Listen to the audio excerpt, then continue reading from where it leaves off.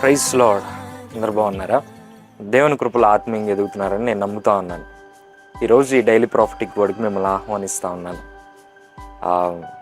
ఈ రోజుల్లో చాలామంది వెనకబడిపోతూ ఉన్నారు ఆత్మీయతలో.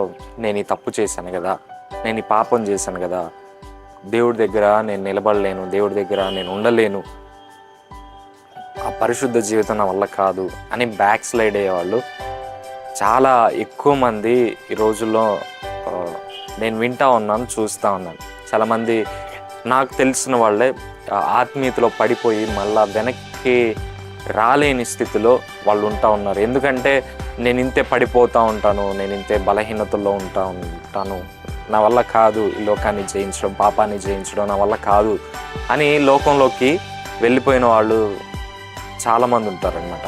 అయితే కీర్తన గ్రంథం 51వ అధ్యాయం 9వ వచనంలో, నా దోషములన్నిటినీ తుడిచివేయము దేవా, నా యందు శుద్ధ హృదయం కలుగు చేయము అని ప్రార్థన కీర్తనాకారుడు ప్రార్థన చేస్తున్నాడు మనం చూస్తాం. ఒక తండ్రి కొడుకు ఒక కారులో వెళ్తూ ఉన్నారంట, వర్షం పడతా ఉందంట. కారులో ఆ చిన్న అమ్మాయి వాళ్ళు చూస్తూ ఉందంట, గమనిస్తూ ఉందంట, వర్షం పడుతూ ఉందంట. అయితే ఆ కారుకున్న వైపర్ ఆ వర్షం చుక్కల్ని క్లీన్ చేస్తూ ఉందంట. క్లీన్ చేస్తూ ఉంటే వాళ్ళు ముందుకెళ్తూ ఉన్నారంట. అయితే ఇది చూసిన అమ్మాయి వాళ్ళ తండ్రితో అంటుందంట, నాన్న నాకు ఇది చూస్తుంటే, ఈ వైపర్ని చూస్తుంటే నాకు ఒకటి గుర్తొస్తుంది.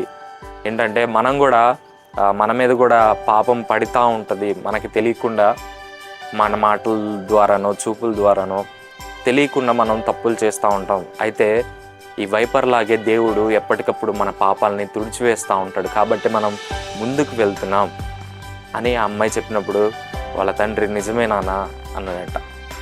ఈ రోజుల్లో మనం మనుషులుగా ఉన్నాం కాబట్టి మనకు తెలియకుండా మన ఆలోచనలో, మన చూపుల్లో, మన ప్రవర్తనలో ఎక్కడో చోట మిస్టేక్స్ చేస్తూ ఉంటాం. ప్రతిరోజు మనల్ని మనం శుద్ధీకరించుకోవాల్సిందే. ఈ ప్రాసెస్ ఎప్పుడు దాకంటే మనం చనిపోయే వరకు ఈ ప్రాసెస్ జరుగుతూనే ఉంటుంది.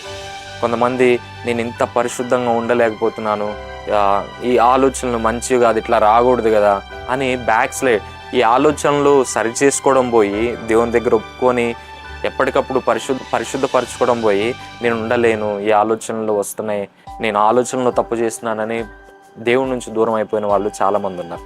పాపం విస్తరించిన చోట కృప అధికంగా విస్తరిస్తుందంట. 6వ అధ్యాయం మొదట్లో కూడా ఏమంటాడంటే, ఇప్పుడు కృప విస్తరించవలనని పాపం యందు మనం నిలిచి ఉందమా అని పౌలు అంటా ఉన్నాడు అనమాట.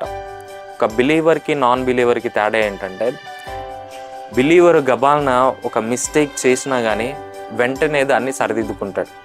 నాన్ బిలీవర్ ఏంటంటే తప్పు చేసి దానిలో కొనసాగుతాడు. కానీ బిలీవర్ ఏంటంటే ఒక తప్పు చేసి దానిలో కొనసాగలేడు. ఒక లోపల అంతర్యుద్ధం చాలా బలంగా జరుగుతూ ఉంటుంది అనమాట.